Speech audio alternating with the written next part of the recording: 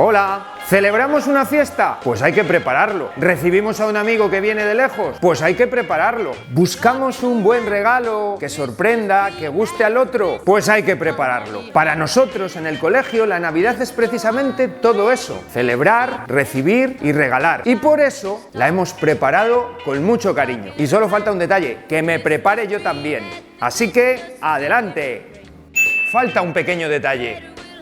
Bueno, pues creo que ahora ya estoy perfectamente preparado para comenzar estas fiestas. No lo olvidéis, Navidad es recibir, Navidad es celebrar y Navidad es sobre todo regalar y regalarnos. Espero que tengáis unas fechas estupendas y en nombre mío y de todos mis compañeros os deseo lo mejor de lo mejor, ¿vale?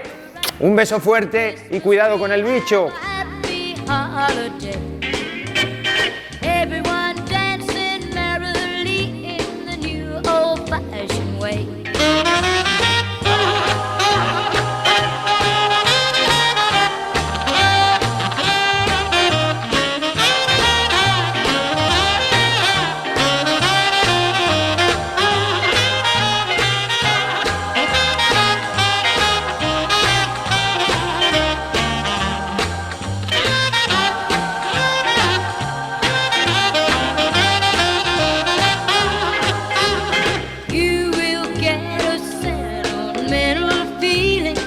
When you hear voices singing, let's be jolly, deck the halls with boughs of holly, rocking around Christmas tree, have a happy holiday.